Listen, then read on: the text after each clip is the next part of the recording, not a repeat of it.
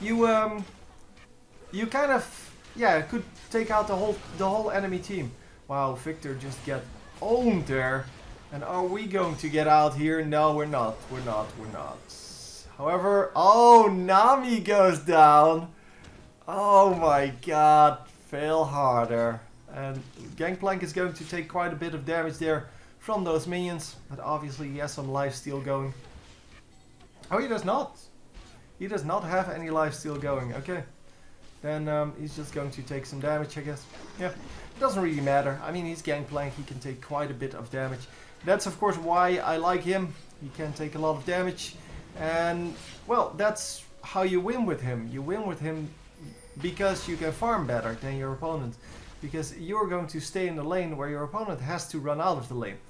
And, of course, taking out turrets like here, that is quite easy with Gangplank. I really don't like the Trinity Force on him, by the way. Just saying. I do like the effect of Trinity Force, but not on Gangplank. Gangplank is just not good enough for that. He doesn't really need it. I would much rather have something that does damage every shot instead of, or every attack, instead of something that only does damage once every 2 seconds. But anyhow, we are going to continue on getting kills 8 and 4 now with 200 minions. That is pretty impressive. He still has the highest amount of minions in the game, even though we haven't seen him farm that much anymore. He's mostly been with his team. And what are you doing? Lynn just being stupid there. Taking quite a bit of damage. She's now healing it up, but taking quite a bit of damage from the Baron. Even though there's no way they're going to make that happen. Now that is how you do that. See, casting that box on top of a champion is so much more effective. Because then they immediately get stunned, they immediately take damage. And especially if you cast the box in such a way that they can't run out of it. So let me give you an example here. Yeah, if we had this guy, and you cast the box over here so that there's one side here, and then the other sides are over here. He gets hit by this side, but because you are over here and he's trying to run away over there, he needs to run through the box, through another, well, one of those walls. And that, of course, is exactly what you want. Casting it so that he only gets hit by it and then can walk out. So if you cast it over here, he gets hit by the wall, sure, but then he can walk out. And yeah, that difference, so that little bit of a difference, can make a huge difference for a game. And obviously, that's what you need to learn in this game. You need to learn the specifics of what your champion can do. And obviously, yeah, Thresh top lane is not something that you see every day, so there's nobody to look at when you see how do they do this. And in most of the big team fights in, well, like the pro games where they pick Thresh a lot, by the way. He's probably at the moment the strongest support. But if you look at those games, then you can see that they will actually cast it like that. But most of the time, that first stun is actually good enough. That first stun will be followed up by the death sentence, and because you're a support and not a damage carry, or damage champion in general, you're gonna have to be carry. But you're not supposed to do damage, so you're always going to have someone around to actually finish the kill. And with a 2 versus 1, you always land the kill that way. Because if you get the stun into death sentence, yeah, it doesn't matter whether you get the second stun or whether the champions can run out somewhere. Because, well, they're not. They're going to get killed in those first 2 stuns. Well, a stun and, yeah, I would say a snare. It's not actually a snare. I don't know what the death sentence is supposed to be, but the grab, whatever. Anyway, the blue team picks up another dragon. So even though we have pretty firm control over the game here, kill-wise, we have 0 control over the dragon. And we are going to get a double kill there. Very nice. Very nice. And we are going to catch the 3rd kill and the 4th kill. Oh my god. That was very good damage. Sejuani doing a good opening there by getting the stun off straight away. And we are now going for this guy. What do we still have left? I'm assuming we have plenty. Oh, Victor, get out of there. What? Why would you run in first? He's at 0 health and still he's running in first. Yeah, that is way too much of a detour, dude. Oh, that's now not a stun anymore? Ah, that sucks. That stun was the best ultimate in the game. Ah, yeah, I still haven't seen the new Sejuani skills after she got remade. Also, that dash is not very spectacular anymore, and we are going to land that at least. But oh man, he can run so far. Yeah, he's going to get out. Ah, such a shame. Such a shame. But hey, that's the way it goes sometimes. And he could, of course, have avoided the entire base situation. He did get a kill out of it, I guess. But he could have just ran through the entire team and would have been fine as well. Because apparently they couldn't chase, and Sejuani could not get enough of her cold on him. And yeah, that should have been enough. I mean, she has perma slows, man. She can... Every attack she does, she slows someone, so... Yeah, I don't really understand how she couldn't get that to work. I guess he was just too far ahead. He didn't have his... what are they called? The oranges? The remove scurvy. To get out of that Sejuani ultimate. I mean, that I would have seen. By the way, this was a great box. I'll rewind it in a moment after this team fight is done. And we'll look at why. Because, well, every now and then I want to show you something when someone does something that's really good. So, here we go. One more back. And, well, we're coming in here. Well, the enemy team is coming in here. And... yeah, we're going to land this, sure, blah blah. Here, look at this. He hits 3 enemies straight away. That's already very good. But most importantly, where are they going to want to run? They're going to want to run over here. So they're going to have to run through the box or around the box. Both of which are fine by us, because it will keep them in our range for much longer. But obviously hitting 3 enemies at once is excellent. That alone is good enough. But of course, yeah, because he also has those 3 walls still up. I'm not actually sure. Yeah, this one will stay up. He's not in that. But because he still has those 3 walls up, they're not going to be able to run straight out of the base. They're going to have to take a little detour. And that is why they're doing so well in this team fight. See? This wall gets taken out. Only 2 walls keep standing. And yeah, you see there the result. They're going to get 4 kills out of this. And, well, the 4th kill is just because this guy is a moron. He thinks he's invulnerable or something like that. He should have backed off, because that box was just... that was perfect. That was the way it was supposed to be. And that one skill changes an entire team fight. I mean, taking out 3 enemies, or, well, having enemies take out 3 walls, which means slowing down 3 enemies, is an insane amount of CC. And if your entire team is there, there's really nothing the enemy team can do about that. Unless they have very specific champions and blah blah blah blah blah. But yeah, that's not going to be good. Obviously, this was bad. Oh my god, he still gets that. But obviously, this was a very bad engage, because they had no vision over the last guy, and you were going to tank the turrets. Even though, well, you miss one guy, the one invisible guy is still alive. And where is he going to go? He's going to defend his base, obviously. He's not going to be doing, like, blue buff. No, he's going to defend his base. You need to realize that. You need to think about that. And for the rest... The rest of the team came up almost instantly, because the death timers are not that long yet. So running across the map is kind of the same as the death timers at that moment, which you can see if you hit the tab key. And then you can see, well, how long it's going to take. But anyhow, they lost a 4-1. So it's not too bad. It's an assisted kill for an unassisted kill, but giving extra kills to someone like Twitch is definitely not good. Twitch is now at about 200 minions, the same as Gangplank, even though he was pretty far behind earlier. And yeah, we as Thresh, we're just powering through. 275. Whatever. Because Thresh is such a good farmer. Not.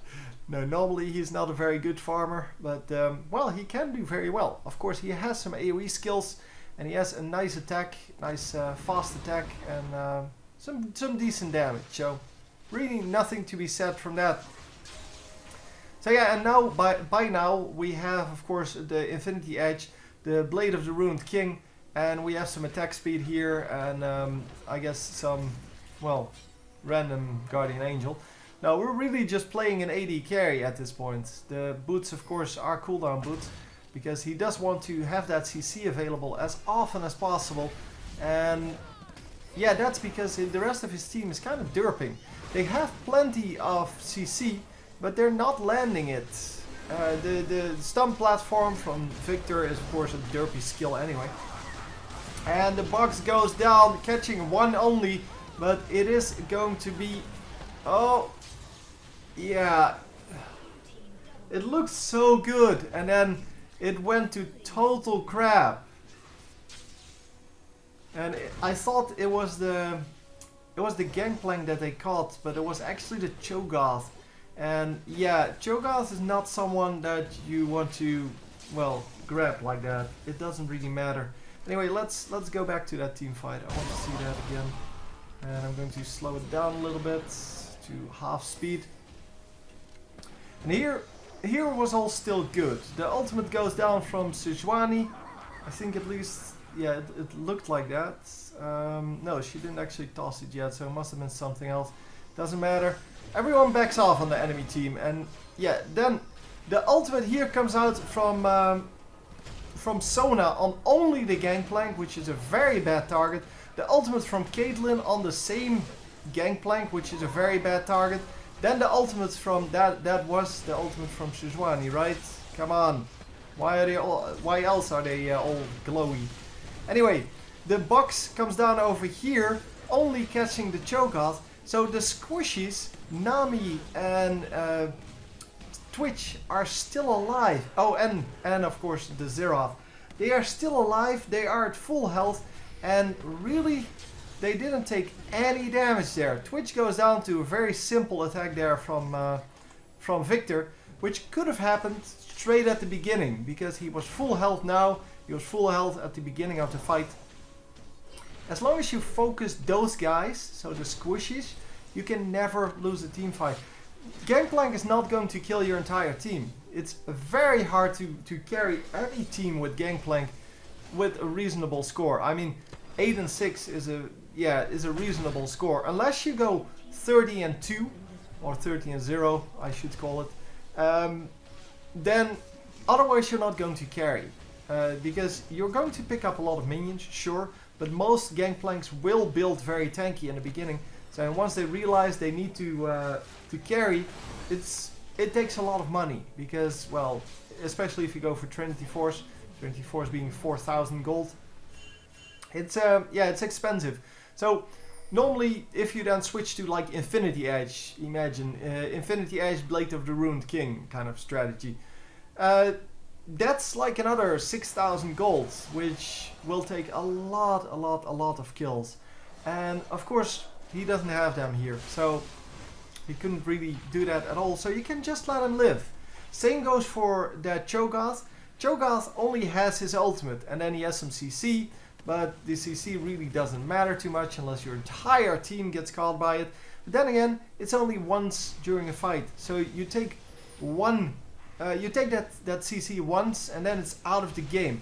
So you basically need to focus on those squishies, because there's nothing they can do against that. The only thing they can do against it is the Cho'Gath. He can silence you and he can do the pop-up with the slow, and yeah, that kind of sucks.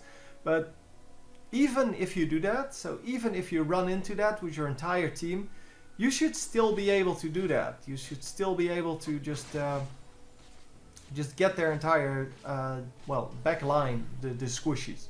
Especially that Twitch, man. That Twitch takes like 2 hits to kill. He doesn't really have anything that is scary. He has some lifesteal, but he doesn't have a Guardian Angel. He doesn't have extra health. He doesn't have extra armor, magic resist, anything. But yeah, it's just 2 shots and he's dead. So unless you do a 1 shot now and 1 shot like 20 seconds from now. But if you do 2 shots in a row, he basically dies. Especially someone like Victor, who does a lot of damage, but well, should apply it to something. And anyway, we are currently still behind by about 2k gold. And that might have something to do with the fact that we're 3 towers behind and about 16 dragons behind. But yeah, we're 2k gold behind, even though we're 8 kills up, sorry. And 8 kills, yeah, that gives you the confidence that you need to actually win this. So it's not actually necessary to be ahead, as long as it feels like you're ahead, because then you're going to play with a very positive attitude. You're going to be taking a little more risks, which you should do anyway. But because you think you're ahead, it can actually work out great for you. So we are going to catch this Sejuani here off guard. Did she steal it? No, Cho'Gath actually stole it. Or took it. He was doing it all along. And we might actually pick off this kill. Oh, Sejuani goes down and we didn't get the gangplank. So yeah, gangplank escapes there. Sejuani does go down. That's a shame. That's a real shame. And are we going to lose it right here? No, only 2 guys down. We should be able to defend this. Come on. Come on. Yeah, they don't really want to finish it here. Because why would Twitch otherwise be derping over there? So look at the damage that Victor takes. Yeah, he should realize that just building damage is probably not good enough. Because just building damage is going to get you killed. The nice shutdown there. Victor does get an assist on that. And yeah, we do need to focus a little bit more on the squishies before anything else. Because taking out the squishies once at this point wins you the game entirely. If you take out all 3 of the squishies at the same time, you're going to be able to push to the enemy base and probably win straight off. Because the respawn timers are now about 50 seconds. So if you get all of their damage out, then unless you focus them a little bit too much, so unless you focus the 2 remaining not very squishy guys, you're going to be fine. And yeah, the ultimate from Gangplank really doesn't do anything other than a slow at this point. So once again, we pick up a kill, 15 and 5 now. Really nice score. I've never seen this this strategy before, or this play before. And yeah, I must say, Thresh in top lane, it seems legit. It is of course really hard early game, as I said. He needs some souls to actually do well. And once he gets that, he is going to be fine. His extra armor is really good. Obviously he can't go up against someone like Rumble, because then the extra armor doesn't even matter, because Rumble is of course an AP carry. Well, not actually carry, an AP tank, I guess. I really don't know what to call Rumble. It doesn't matter what you call him anyway, because he's Rumble. Everyone knows what he is, or who he is. Anyhow, it seems that we're just derping around here a little bit, so I'm going to fast forward a little bit. It seems that enemy team wants to go for this Baron, which is fine. I mean, they can take that. Yep, there you go. Very easy Baron. There is no control, and that might have something to do with the fact that Sona has no wards. I mean, I've mentioned it before. She has no spirit. No Sightstone. No Ruby Sightstone yet on Nami, by the way. I just noticed that. So yeah, without the wards, there's not going to be anything that's going to happen. They're not going to be able to do anything against this enemy team, and we should be able to just completely own everyone. Look at this. This time, they focused all 3 of the squishies first. And what's happening? They immediately win this team fight 5-0. Because of that. So yeah, this is really not that hard. It's just that you need to realize what's good in this. Yeah, what's good in this enemy team, and you need to counteract that. Just leave him, dude. Just go for the enemy base. Oh, come on. Oh my god. No, they didn't see him, and they're still chasing him. You're wasting so much time. Everyone's almost back up. They could have just pushed the mid lane, and that would have been good. But no, Sejuani just wants to ride her boar tusk, I guess, to... your tusked boar, yeah, I know. To kill that one dude that can't be killed. Yeah, it's just so fail. Again, with the ultimate, he's going to just cleanse out of that with his oranges, his remove scurvy. And once again has the frost on him. Yeah, we are now going to... Yeah, now we're finally catching him, because now he has nowhere to go. But we need to keep the frost on. Oh, there you go. Yeah, finally. So, that guy goes down, but that guy doesn't even matter. I mean, he's 8 and 8. He hasn't picked up a kill in like the last 20 minutes. So, why does he even matter? Why does it matter that he dies or not? Now, I guess it's just a matter of wanting to have that. So, wanting to have that kill. And wow, so much damage. Yeah, that was a complete fail on her. She tried to recall in the middle of a lane without having any vision, with 0 wards on the map. And yeah, the enemy team did notice where she was, and yeah, well, picked her off. Anyway, we are going to now group up, I'm assuming, and once again kill the squishes. We did get the catch there, but it's not good enough. Nice catch, by the way. I just noticed his name again. Lame. Yeah, well, we are going to finally take down those 2 squishes, and look how easy it is. So they were focusing just random people in the beginning of this fight, and then at some point they just decide, oh yeah, right, we had to just kill Xerath and Nami, and then we'll all be fine. So once they did that, the rest of the fight was easy. And that's exactly what's the point here. The point is to make it as easy as possible on you. And this guy should die as well. Yep, there we go. Obviously Twitch was going to have a very easy kill there. Because, well, he has some very nice damage by now. 9 and 10, he is still not positive though. Even though he has insane amounts of damage, and he's not going for that one defensive item, even though that is so recommended to everyone, because you're going to die a lot otherwise, and it's better. I normally give that the example of, you can choose between doing 2 seconds of 300 damage per second, or you can stay alive for the entire team fight and do 200 damage per second. And the difference is, of course, that if a team fight lasts for 3 seconds, it's equal. But team fights normally last for like 20 seconds. If you're not going to die for that time, you're going to do so much more damage. And that's exactly the point. You want to do as much damage as possible, not to have the highest burst possible. Unless you are Vygar, but yeah, he's not Vygar, he's Twitch. Anyhow, it seems that the enemy team is kind of just grouping up again. They may want to go for another Baron. I'm not actually sure when that comes up again, because they still didn't add that to the replay, the dragon timer. And oh, we have a little bit of lag. That was because of me fast forwarding, I think.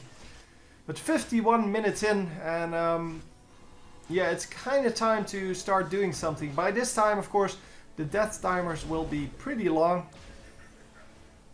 and we should be able to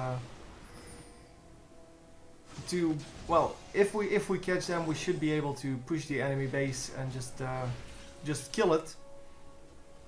On the other hand, if this blue team manages to win this team fight, which I don't see happening, just so we're clear, But if they manage to win this team fight, then they can actually win as well. So the blue team did quite a good job there. Holy crap, they actually won this team fight. Oh! Wow! I don't know whose damage that was, but that was insane. I think that was Victor's damage. And Zerat should go down. No! Zerat is actually going to stay alive. And we should be able to pick up this guy. No, no, no. Maybe? No? No. They're just going to pick up another inhibitor. Finally heal up. And come on, we need to get out there and hold this off. Oh, yeah, they can't both go for these champion kills because they will lose their entire base here. Although that might still happen. Yeah, they still lost their entire base. Too many minions. But such a good game played by Thresh. It was just that the team wasn't focused on killing those squishies. And that really annoys me. Because look at the squishies. They actually have 10 kills on Twitch, 13 kills on Zeroth, and 3 kills on Nami. That is by far the biggest group of damage. Well, Nami, of course, kind of falls out of that. But Gangplank hasn't landed a kill in the last 30 minutes or so. Cho'Gath only has 3 kills, so he doesn't matter. Both of them don't matter at all. Even if they do some damage, you're not going to be able to prevent that by trying to kill him. Because if you try to kill Cho'Gath, he's still going to ult you. So it might not be the ultimate target for him, but he's still going to do his damage. So yeah, you can't prevent that really. And you're not going to kill him fast enough to prevent that damage anyway. So yeah, just focusing the squishies would have won them the game so easily, even though they have been behind on gold for the entire game. So anyway, hope you enjoyed, and I will see you next time. Next up, of course, the list of all the champions, and the ones that haven't been crossed off, they are the ones that I would like to receive. And if you need to see how to send me a game, it's in the bottom right corner right now. See you next time. GG.